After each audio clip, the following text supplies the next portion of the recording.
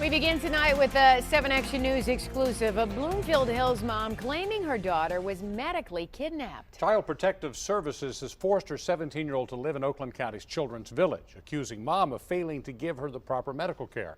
But the mother says she's simply trying to figure out what to do after numerous doctors disagreed. 7 Action News reporter Kim Russo joins us now with more on this story. Kim, what evidence does the state have?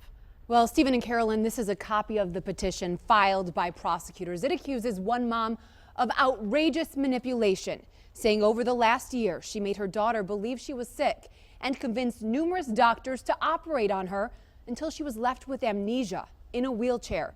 Mom says no, her daughter is truly sick. Rebecca Campos says as her daughter Leonie enjoyed a music lesson, she saw Child Protective Service workers walking up to her Bloomfield Hills home. She had to deliver the life-changing news. And I told Leonie, they're here to take you. And she said, take me, what does that mean, Mom? And I said, I don't know. This mom says the terrifying thing is she still doesn't know what it means. For 2 months, her daughter has been living at Oakland County's Children's Village. The Christmas tree is still up and gifts remain unopened. It's going to look like Christmas until she comes home. We're going to celebrate everything because I don't want her to think that life has gone on and that we have moved forward without her. Rebecca says when you look at life a year ago, it's shocking. Up until February 2015, Leonie was completely healthy. Then the now 17-year-old started complaining. Her stomach hurt. Doctors diagnosed her with hernias, cysts, and removed her appendix.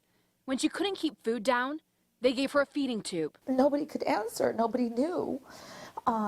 She was referred to a lot of great doctors, and nobody knew why it got so extreme where a feeding tube had to be in place. Then there was a problem with the feeding tube.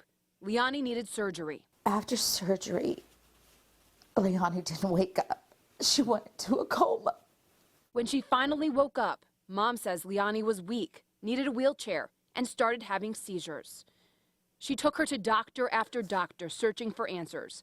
Then one doctor at the University of Michigan diagnosed her with conversion disorder.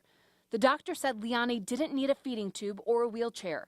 The problem was in her head. I said, okay, how do we fix this? This mom says different doctors disagreed. She says as she tried to figure it out, CPS showed up. I just miss her so much. She now is hoping a trial next month will prove her innocence and reunite her with her daughter. No, I've never done anything to make her sick. And I always did my best to provide everything for my kids. This mom has not been allowed to even talk with her daughter. So how is Leonie? Court documents filed at circuit court by prosecutors say Leonie is taking steps and has kept some food down without a feeding tube, such as bread and a cookie. Prosecutors say it's evidence against Mom. Mom says she believes Leonie would have improved in her care as well, that her condition has been up and down. I mean, it just sounds bizarre listening to that mom, right? Are there other kids at home? Has she ever been? Leonie has a sister, a 9-year-old sister who appears to be perfectly healthy, who talked to me and she said, you know what? I'm so afraid that they're going to come take me. I saw them take my sister. Wow. Conversion disorder, I'm just reading up on it, just fascinating. Just if that's what she has, I mean, it's just so baffling to try to diagnose this. Mom says she would have let them try to figure it out with her. Yeah. And if she gets better, you think she will be allowed to come back to Mom? That's what they're hoping. There's going to be a pretrial court date tomorrow. That's just going to deal with dates, and then there's going to be a trial likely next month. So we'll keep an eye on what happens. I will stay on it. Kim, thank you so much for that.